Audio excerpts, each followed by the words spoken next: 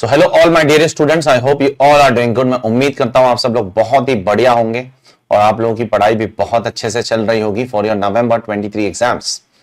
तो आज हम लोग डिस्कस करने वाले हैं अपना एमटीपी सीरीज 1 जो आपके नवंबर 23 के लिए इंस्टीट्यूट ने रिलीज किया है। उसके एमसीक्यूज में आप लोगों के साथ डिस्कस करूंगा ताकि आप लोगों को उनकी रीजनिंग पता चल जाए, जैसे मैंने आरटीपी के लिए आपके लिए डिस्कस किया था। ठीक है, तो केस सिनेरियो 1 शुरू करते हैं। सबसे पहले यहां पर दो भाई है, एक है मिस्टर राम, एक है मिस्टर श्याम।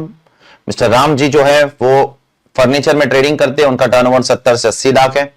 और श्याम जी जो है वो होलसेल ट्रेडिंग करते हैं फूड ग्रेन का, उनका टर्नओवर 11 करोड़ रुपए के आसपास है। ठीक है, तो ये दो अलग भाई है, ये दो भाइयों का कुछ बिजनेस है।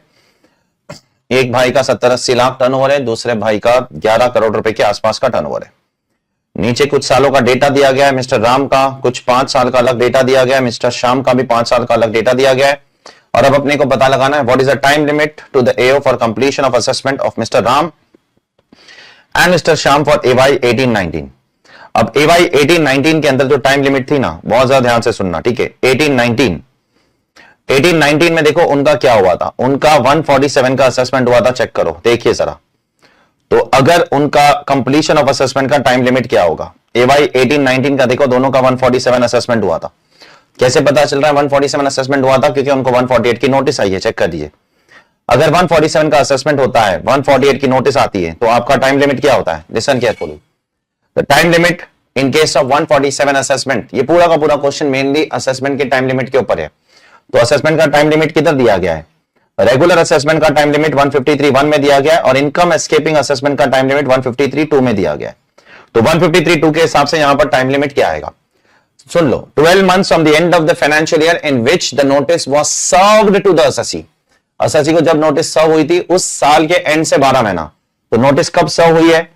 20 मार्च 2020। तो इस साल के एंड से 12 महीना कब खत्म होता है? 31 मार्च 2021। तो पहले वाले भाई के केस में, मिस्टर राम के केस में 31 मार्च 2021 तक क्या हो जाएगा? आपका असेसमेंट कंप्लीट हो जाएगा। मिस्टर श्याम के केस में कब नोटिस सर्व हुई? 9 अप्रैल 2020। तो अब इस साल के एंड से 12 महीने, इस साल के एंड से 12 महीने कब खत्म होंगे? 2021 के एंड से 12 महीने, 2021 के एंड से 12 महीना खत्म होगा 31 मार्च 2022। तो मिस्टर श्याम के केस में it is 31 March 2022। Is it clear to all of you? I hope it is clear to all of you, right? Now what is the time limit available to AO for completion of assessment by passing us order under 143(3) for AY 1920 for Mr. Shyam and Mr. Ram। सुनो, अब AY 1920 का पूछ रहे लो। देखो पुरानी चीजें पूछना अगर चालू कर दिए ना लो, फिर ये थोड़ा मसले वाली बात है, दिक्कत वाली बात है। फिर ये अब इतना पुराना डेटा इनको नहीं पूछना चाहिए। पहली बात तो आप 22-23 का पूछो, 23-24 का पूछो ना, अब क्या दिक्कत है आपको? आप इतना पुराना डेटा क्यों निकाल रहे हो? अब निकाल रहे तो मुझे बताना पड़ेगा। 19-20 में जो टाइम लिमिट था ना, वो 12 महीने का टाइम लिमिट था। तो उस हिसाब से 19-20 के एंड से 12 महीना। AY 1920 का जो असेसमेंट कंप्लीट करने का टाइम लिमिट था ना, वो 12 मंथ्स था। वो 9 मंथ्स नहीं था, वो 12 मंथ्स था। तो 12 months on the end of relevant AY। तो रेलेवेंट AY 19-20, उसके एंड से 12 महीना है 31 मार्च 2021। और मिस्टर श्याम के केस में 24 महीना लेना पड़ेगा, क्योंकि मिस्टर श्याम के केस में देखो 19-20 में ना मैटर टीपीओ के पास चला गया है। अगर मैटर टीपीओ के पास चला जाएगा तो आपको 12 महीना एक्स्ट्रा मिलता है, याद करो। तो अब मिस्टर श्याम के केस में टीपीओ के पास मैटर जाने की वजह से 12 महीने का एक्स्ट्रा 12 महीना 24 महीना हो गया। तो मिस्टर श्याम के केस में it is 31 March 2022। Mister Ram के केस में it is 12 months, so it is 31 March 2021। Is it clear? Now अब पूछ रहा है मिस्टर राम के लिए 143(3) का टाइम लिमिट क्या होगा? 20-21 और 21-22। फिर से यहां पर देखो अभी थोड़ा टाइम लिमिट में बदलाव आया है। ये लोग अलग अलग साल का डेटा पूछ रहे हैं। 20-21 में टाइम लिमिट था 18 मंथ्स और 21-22 से टाइम लिमिट हो गया कितना? 21-22 से टाइम लिमिट हो गया है आपका 9 मंथ्स। तो 18 मंथ्स था 20-21 में, 21-22 में 9 मंथ्स हो गया। तो 20-21 से 18 महीने कब खत्म होंगे? 18 महीने खत्म होंगे 30 सितंबर 2022 को। और 21-22 से 9 महीने कब खत्म होंगे? 21-22 से 9 महीने खत्म होंगे 31 दिसंबर 2022 को। चेक कर लीजिए प्लीज। तो इन्होंने पुराना डेटा पूछना चालू कर दिया। जनरली मेरे हिसाब से एग्जाम में नहीं पूछना चाहिए, बट नेवरदलेस अभी डाला है तो शायद पूछ भी ले, भरोसा नहीं इनका। ठीक है, और चौथा question, assuming that Mr. Ram and Mr. Shyam have business loss pertaining to AY 22-23, can they carry forward such loss for set off against business income of AY 23-24? अब देखते थे इनका क्या है सिस्टम। ठीक है, ध्यान से सुनना। मिस्टर राम का टर्नओवर 70 से 80 लाख है, तो मिस्टर राम को तो ऑडिट एप्लीकेबल नहीं है, ठीक है। अब अगर ऑडिट एप्लीकेबल नहीं है तो मिस्टर राम का ड्यू डेट क्या होगा? मिस्टर राम का ड्यू डेट जुलाई होगा और मिस्टर राम ने रिटर्न भरा कभी? सितंबर में। अब मिस्टर राम को देखो 70-80 लाख वाले को तो ऑडिट एप्लीकेबल नहीं होता है, ऑडिट एप्लीकेबल नहीं होता है तो आपको जुलाई में भरना चाहिए था, आपने सितंबर में भरा तो लेट रिटर्न भरा ना, तो मिस्टर राम के केस में लॉस कैरी फॉरवर्ड करके सेट ऑफ नहीं हो पाएगा। क्यों नहीं हो पाएगा? क्योंकि मिस्टर राम के केस में ड्यू डेट जुलाई थी, भरा सितंबर में, therefore loss can not carry forward. देखो मिस्टर श्याम के केस में टर्नओवर 11 करोड़ है, तो मिस्टर श्याम तो नक्की ऑडिट करवाता होगा 100%। तो अगर वो ऑडिट करवाता होगा तो उसकी ड्यू डेट अक्टूबर है, अगर ड्यू डेट अक्टूबर है और उसने सितंबर में भरा तो वो लॉस कैरी फॉरवर्ड कर सकता है, क्योंकि उसका रिटर्न टाइम पे भरा गया है तो वो लॉस कैरी फॉरवर्ड कर लेगा, कोई दिक्कत वाली बात नहीं है, चेक करो। So mister Shyam can carry forward the loss, Shyam loss carry forward कर सकता है, लेकिन मिस्टर राम नहीं कर सकते हैं। क्यों नहीं कर सकते हैं राम जी? राम जी इसलिए नहीं कर सकते हैं क्योंकि राम जी ने रिटर्न लेट भरा था, चेक करो बराबर से क्वेश्चन के अंदर, ठीक है। तो ये एक मामूली सा क्वेश्चन था, कोई बहुत ज्यादा खास क्वेश्चन है नहीं, ठीक है। अगले केस सिनेरियो की तरफ बढ़ते हैं। क्या दिया गया इस केस सिनेरियो में, चलो देखते हैं। इसमें अलग अलग क्वेश्चन है, चलो देखते हैं। Question number 5, obviously case scenario तो नहीं पढ़ते बैठूंगा मैं, लेकिन वो आप पढ़ो, मैं सारे क्वेश्चंस के आंसर डिस्कस कर लूंगा आप लोगों के साथ। सबसे पहला क्वेश्चन क्या है? Would Shubh Associates be entitled to carry forward business loss and UAD claimed in the return for AY 21-22? अब उसने कौन सा रिटर्न भरा है? देखो उसने AY 21-22 का 142(1) के अंदर रिटर्न भरा है। ये कौन सा रिटर्न होता है भाई? ये ड्यू डेट के बाद एओ आपको नोटिस भेजता है, ड्यू डेट के बाद बहुत इंपॉर्टेंट वर्ड है, ड्यू डेट के बाद एओ आपको नोटिस भेजता है।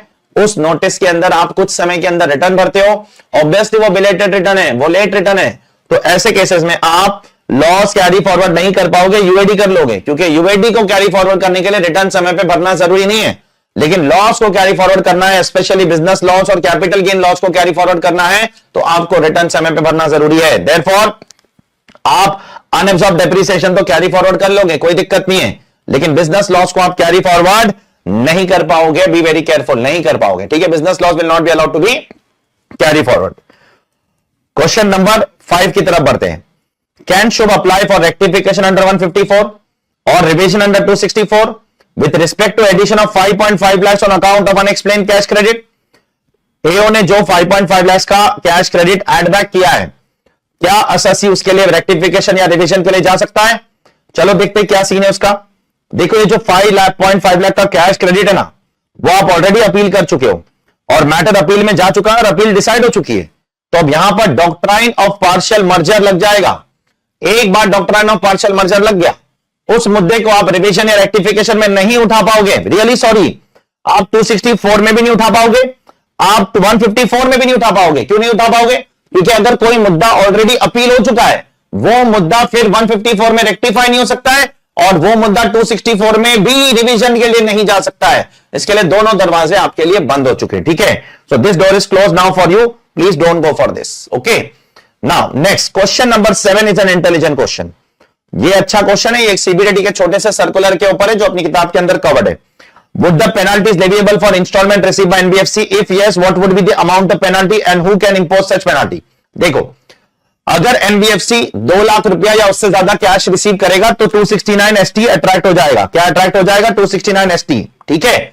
और अगर 2 लाख या उससे ज्यादा कैश रिसीव करता है, कैश मतलब अगर 2 लाख या उससे ज्यादा उसको रिसीव करना है, किसी भी पर्सन को 2 लाख या उससे ज्यादा रिसीव करना है, तो अकाउंट पे चेक, अकाउंट पे ड्राफ्ट, ECS और सच अदर इलेक्ट्रॉनिक मोड, ये 4 मोड से रिसीव कर सकते हो, 5वां मोड अलाउड नहीं है, ठीक है। Therefore the limit is 2 lakh rupees और मोर। तो फर्स्ट केस में तो नहीं होगा क्योंकि 2 लाख क्रॉस नहीं हो रहा है, दूसरे केस में भी नहीं होगा, 2 लाख क्रॉस नहीं हो रहा है, तीसरे केस में भी नहीं होगा, 2 लाख क्रॉस नहीं हो रहा है, चौथे केस में भी नहीं होगा, 2 लाख क्रॉस नहीं हो रहा है, पांचवें केस में भी नहीं होगा, 2 लाख क्रॉस नहीं हो रहा है, छठे केस में 2 लाख क्रॉस हो रहा है, 2 लाख होगा तो भी फंस जाओगे, 2 लाख या उससे ज्यादा और आपने कैश में पैसा ले लिया, आप फंस जाओगे। अब आपको 271 DA में पेनाल्टी लग जाएगी और ये पेनाल्टी ज्वाइंट कमिश्नर लगाएगा, ठीक है। ऑप्शन दिया इन्होंने, एक ऑप्शन दिया इन्हें इनकम टैक्स ऑफिसर लगाएगा, नहीं लगा सकता है, हर इनकम टैक्स ऑफिसर को पावर नहीं है, ज्वाइंट कमिश्नर को पावर है। ज्वाइंट कमिश्नर लगाएगा, कितनी पेनाल्टी लगाएगा? जितना कैश आपने रिसीव किया उतनी पेनाल्टी। आपने कितना कैश रिसीव किया? 3 लाख रुपए का कैश रिसीव किया है तो 3 लाख रुपए की पेनाल्टी लग जाएगी 271 DA में और ज्वाइंट कमिश्नर आपको ये लगाने वाला है, ठीक है। Question number 8, is tax required to be deducted at source by firm on payment of interest to mister Ajay and mister Anil? देखो जनरली अगर पार्टनरशिप फर्म अपने पार्टनर को इंटरेस्ट पे करता है ना, टीडीएस नहीं काटता है, लेकिन कब नहीं काटता है? अगर पार्टनर रेजिडेंट है तो। अगर रेजिडेंट है तो 194A में टीडीएस नहीं कटेगा, नहीं कटेगा, साफ साफ लिखा है वहां पर 194A में। लेकिन अगर पार्टनर नॉन रेजिडेंट है तो 195 में आपको टीडीएस काटना पड़ेगा। अब अपने को चेक करना पड़ेगा अजय और अनिल में से कौन रेजिडेंट है कौन नॉन रेजिडेंट है। तो देखो अनिल नॉन रेजिडेंट है तो अनिल के केस में काटना पड़ेगा। अजय रेजिडेंट है, अजय के केस में काटने की जरूरत नहीं है। तो अनिल के केस में काटो, अजय के केस में मत काटो, अनिल के केस में काट दो, क्योंकि अनिल क्या है? अनिल नॉन रेजिडेंट है। सेक्शन 195 में टीडीएस कटता है in case of non resident partner. Partner resident है तो 194A के अंदर रिलैक्सेशन है, जाकर चेक कर लेना, ठीक है। Now last question over here, what is the amount of interest to be allowed while computing business income of the firm for AY 23-24 assuming that tax deductible at source if any has been deducted and deposited on time। अब देखो firm को कितना interest allow होता है। सबसे पहले तो partnership firm ने पार्टनर को 7 लाख रुपए का इंटरेस्ट दिया है। कब से दिया है? 7 लाख रुपए का इंटरेस्ट दिया है 1 अप्रैल से, जबकि डीड में अमेंडमेंट जून से किया है। तो क्या आप रेट्रोस्पेक्टिव इंटरेस्ट दे सकते हो? नहीं दे सकते हो। आपको सिर्फ 10 महीने का देना चाहिए था, आपने 12 महीने का क्यों दिया? ये पहली गलती की। दूसरी गलती, आपको 14% नहीं आपको 12% देना चाहिए था, ये दूसरी गलती की। तो एक काम करते हैं हम लोग, सबसे पहले ना कैपिटल अमाउंट ढूंढ लेते कि कैपिटल कितना है पार्टनरशिप फर्म के अंदर। 7 लाख का इंटरेस्ट दिया आपने पूरा 12 महीने के लिए 14% के हिसाब से, तो 7 लाख रुपीस का इंटरेस्ट है 12 महीने के लिए 14%, मतलब कैपिटल 50 लाख रुपया, ठीक है। 7 लाख डिवाइड बाय 14%। अब आपको देना कितना चाहिए? आपको सिर्फ 12% ही देना चाहिए। काय को? क्योंकि 12% लिमिट है 40B की। कितने महीने के लिए देना चाहिए? सिर्फ 10 महीने के लिए। काय को? क्योंकि जून से देना चाहिए, जून से 2 दिसंबर मार्च तक, तो जून से मार्च कितना होगा? 12 महीने, तो 5 लाख रुपया आपको अलाउ होना चाहिए फर्म को, उससे ज्यादा आपको अलाउ नहीं होगा, ठीक है। तो मैंने 2 चीज यहां पर डिसअलाउ कर दी, एक तो जो मैं पहले 2 महीने का इंटरेस्ट है वो डिसअलाउ कर रहा हूं, और 2% इंटरेस्ट है वो भी डिसअलाउ कर रहा हूं। ये मैं बैकवर्ड कैलकुलेशन करके मैं 5 लाख तक पहुंच गया, मुझे 5 लाख रुपए के ऊपर का डिडक्शन मिल जाएगा, चेक कर लो। क्वेश्चन नंबर 10 की तरफ बढ़ते हैं, towards some individual MCQs now. Case scenarios आपके खत्म हो गए, काफी इजी मॉक टेस्ट पेपर है ये। मॉक टेस्ट पेपर सिर्फ एक झांसा होता है इंस्टीट्यूट का, ठीक है। इतना आसान पेपर एग्जाम में आने नहीं वाला है। जो आरटीपी आया था ना, आरटीपी वैसा आता है एग्जाम में, ठीक है। ये मॉक टेस्ट पेपर में बच्चों को झांसा दे देते, अरे बहुत इजी है, बहुत इजी है, बच्चा सोचता है बहुत इजी है। इतना आसान नहीं होने वाला है लाइफ, ये चीज याद रखना, इतना सिंपल नहीं आने वाला exam. Please be careful about it. तो ये धोखे में मत रहना, prepare for the worst case. ये बार 2 दिन की छुट्टी भी है आपको, तो prepare for the worst case. जितना बेस्ट प्रिपरेशन करके जाओगे उतना बेहतर होगा आपके लिए, ठीक है ना। यहां पर 2 कंपनी है, एक ए लिमिटेड एक बी लिमिटेड। इक्वलाइजेशन लेवी पे कॉन्सेप्ट है। बी लिमिटेड का इंडिया के अंदर क्या है पता है? बी लिमिटेड का इंडिया में ब्रांच है। अगर बी लिमिटेड का इंडिया में ब्रांच है, ठीक है, इसका मतलब बी लिमिटेड का इंडिया में पी है, और जिसका इंडिया में पी होता है उस केस में आपको इक्वलाइजेशन लेवी नहीं लगेगा, नहीं लगेगा। तो बी लिमिटेड के केस में आपको इक्वलाइजेशन लेवी नहीं लगेगा, क्योंकि बी लिमिटेड का इंडिया में क्या है देखो, has a branch in India, ठीक है। देयरफॉर उसका पी है, तो जिसका पी है उस केस में इक्वलाइजेशन लेवी नहीं लगेगा। हाँ, ए लिमिटेड का इंडिया में पी नहीं है, और ए लिमिटेड से आप कुछ सर्विसेज ले रहे हो। कितनी सर्विस ले रहे हो? कुछ 1 लाख रुपए की सर्विस ले रहे हो एग्जैक्ट। तो एग्जैक्ट 1 लाख रुपए की सर्विस लोगे तो 2016 वाला इक्वलाइजेशन लेवी नहीं लग सकता है। 2016 वाला इक्वलाइजेशन लेवी लगाने के लिए लगेगा यहां पर इक्वलाइजेशन लेवी, एक के केस में लगेगा। क्यों? क्योंकि उसका पी नहीं है और वो ऑनलाइन एडवर्टीजमेंट सर्विस कुछ दे रहा है हमको, ठीक है, या जो भी दे रहा है वो कुछ ऑनलाइन सर्विस दे रहा है कोई तो। लेकिन 2016 वाला नहीं लगेगा, 6% वाला नहीं लगेगा। 6% वाला लगाने के लिए the aggregate amount paid in the entire financial year should exceed 1 lakh rupees. 1 lakh cross होना चाहिए। यहां पर एग्जैक्ट 1 लाख रुपीस है। एग्जैक्ट 1 लाख रुपीस पे फिर क्या लगेगा? अगर 2016 वाला नहीं लगता है तो 20 वाला लगाओ, और 20 वाला क्या बोलता है? 20 वाला बोलता है 2% लगाओ। तो देयरफॉर यहां पर 2% इक्वलाइजेशन लेवी लगेगा मिस्टर एक्स के केस में। चेक करो please, is it clear? I hope it is clear. Question number 11, again a simple question. यहां पर एक्स करके एक फॉरेन कंपनी है, उसका परमानेंट एस्टैब्लिशमेंट है इंडिया में, मतलब एक फॉरेन कंपनी का ब्रांच है, और बाहर एक नॉन रेजिडेंट है जो इसका ही क्या है? एसोसिएटेड एंटिटी है। अब 94B अट्रैक्ट होगा। क्या अट्रैक्ट होगा? 94B limitation of interest. Limitation of interest कब एप्लीकेबल है? अगर बोरोवर इंडियन कंपनी है तो, या बोरोवर फॉरेन कंपनी का पी है तो ये सेकंड केस में आता है। Borrower is a foreign company P in India, और लेंडर हमारा नॉन रेजिडेंट एसोसिएटेड एंटिटी है, 94B अट्रैक्ट हो जाएगा। अब उसने मुझे 900 करोड़ का लोन दिया, ठीक है, उस पर मैं उसको कितना इंटरेस्ट दे रहा हूं?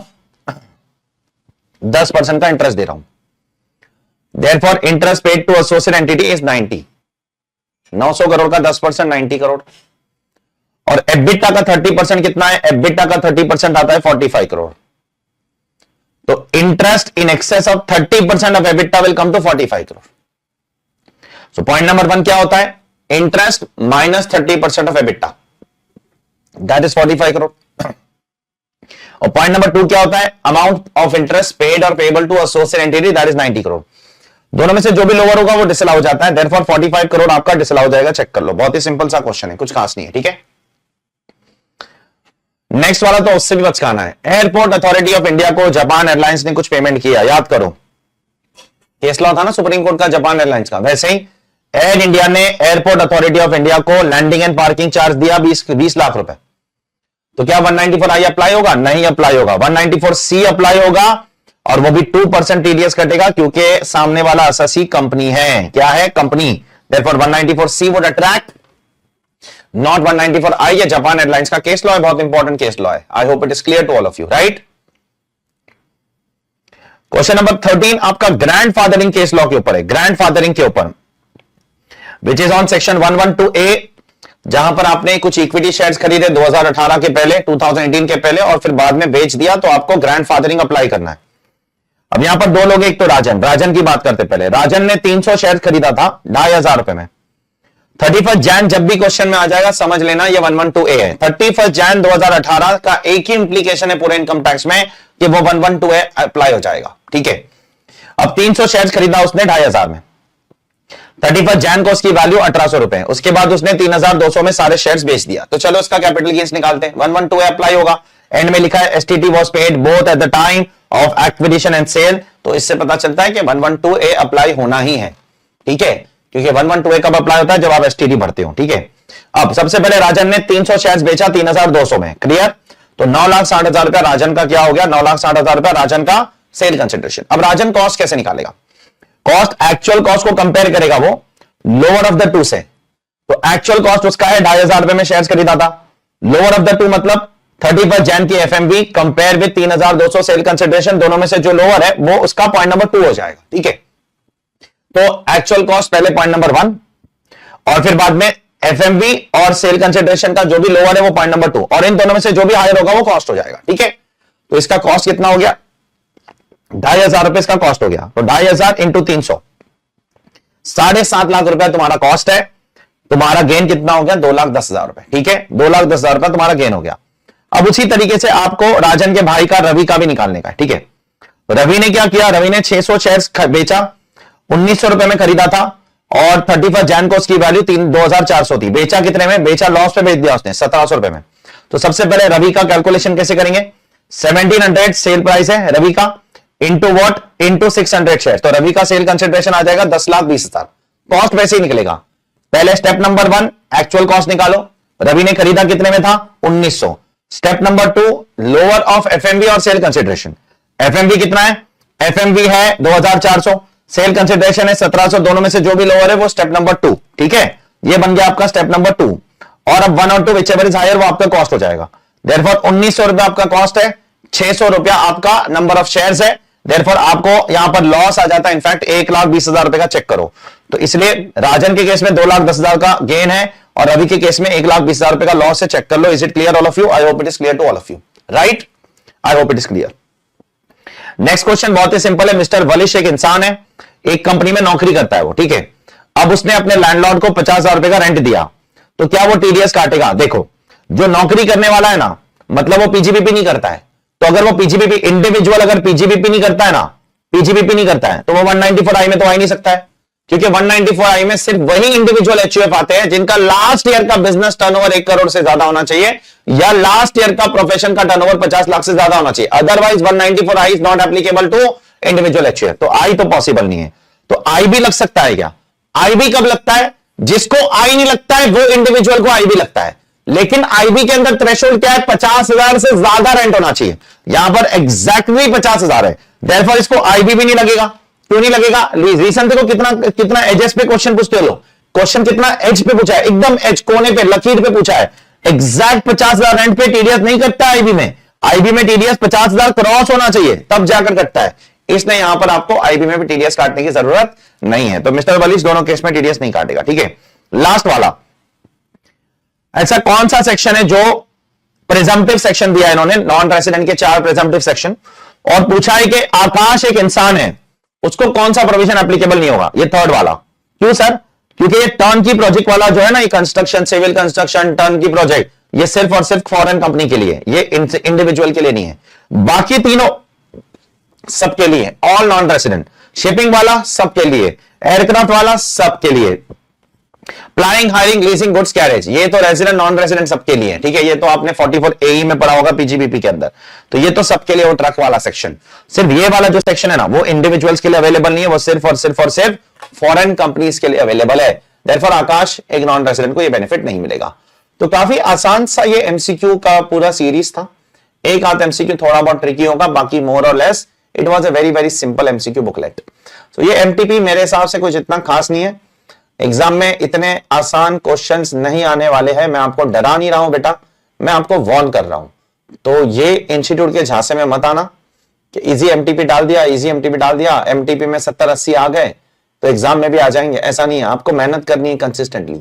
बोलना ये चाह रहा हूं कि आसान एमटीपी देखकर डीले मत पड़ जाना और डबल मेहनत करना, ठीक है। अगर कुछ रेफरेंस ही लेना है तो आरटीपी को रेफरेंस लो, आरटीपी में बढ़िया क्वेश्चन डाले थे, उस हिसाब से प्रिपरेशन कीजिएगा, ठीक है। So God bless you all, take care, ध्यान रखो सब लोग अपना, बाय, सी यू सून।